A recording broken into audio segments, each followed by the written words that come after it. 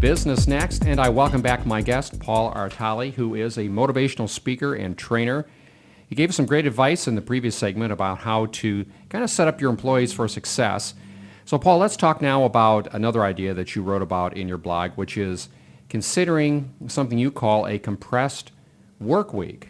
I think that we all kind of fall into the rut of asking our employees to work a regular 9 to 5, a 40-hour week, but there's some advantages to kind of messing around with that time scale. Tell us more about that. Sure. The compressed work week essentially is saying I'm going to work more hours 4 days of the week so they can get a fifth off or any offshoot of that. There's different arrangements. That's the basic of it. There's a lot of advantages to it. It's really born out of, in recent literature, out of people having different family commitments, different life commitments. That traditional 9 to 5 framework is working less and less in today's society, and sometimes we need that one day to take care of a parent, to do something with our children, or just the commute is long and we want to save some gas money. Sometimes the reason's as simple as that, but really you're just exchanging time. You say, I'm going to work extra hard this week, put in my hours, and I'm going to have one day off or whatever. So it's definitely can be a win-win for any organization. I guess there's lots of different ways that you can implement this. You can make it just an occasional thing, for example.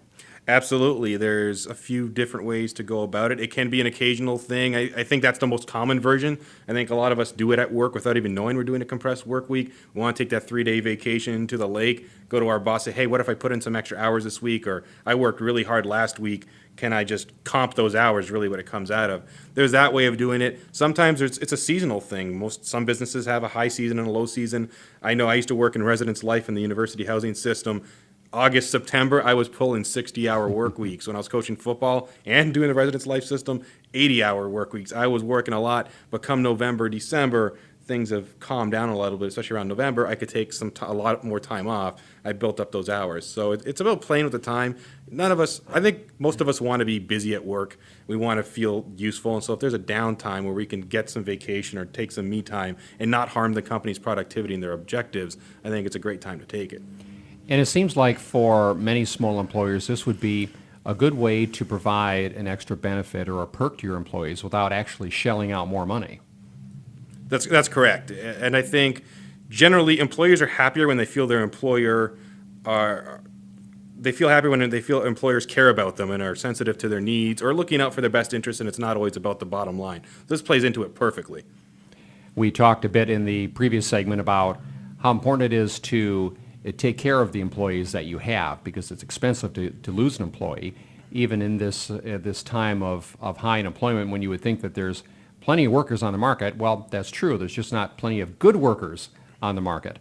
We hear from small business employers all the time about how difficult it is for them to find that really key person who's going to come in and help grow the business and really be a productive part of the business operation right from the very beginning, where they can really hit the ground running.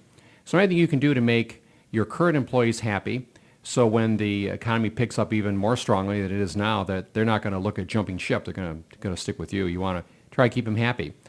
Another twist on having this 3-day compressed work week, you can do it in midweek. It doesn't necessarily have to be connected directly to the weekend, does it?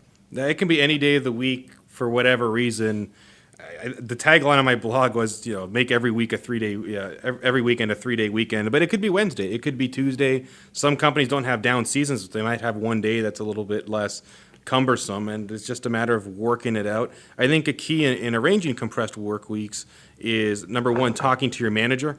Managers are the key to a lot of these arrangements. And so when you can talk one-on-one and basically negotiate and see if it's feasible on a short or a long-term basis, that goes a long way. And the other part that goes with that is seeing if your company already has a policy. Because quite often we have HR policies that lend themselves to these types of arrangements, but they're not taken advantage of, often because no one knows about them or they're not really advocated for. And once they're advocated for, they become company culture, and that creates a more inclusive and happy work environment. We all like that. So, Paula, let's put you in the shoes of the employee. What kind of messages would you use to talk to your boss and try to convince him or her to consider a compressed work week? Great question. I would pitch it to my boss like this. I would say, do you want to increase employee satisfaction? Do you want to increase employee retention and productivity? then I would consider this compressed work week because I am able to get the work done in the amount of time. The overall objective is still going to be met, and because I have that extra time off to deal for me time or to deal with family commitments, I'm going to be more refreshed. I'm not going to feel as much stress. There's going to be less what we call work to family conflict, and that's going to make me a happier employee, which means I'm going to stay longer and be more productive in the long term. That's how I would pitch it. So, well, hey, you got me sold. If I were your boss, I'd let you do the compressed work week. Well, we've gotten some more great advice on how to work with your employees and keep them happy and productive from Paul Artale, who is a motivational speaker and trainer based here in mid-Michigan. We're going to come back and talk with Paul some more about some of his great ideas to assist your workplace and your employee success. But we need to take a quick break, so we will return right after this. You are listening to Business Next, a part of the Michigan Business Network.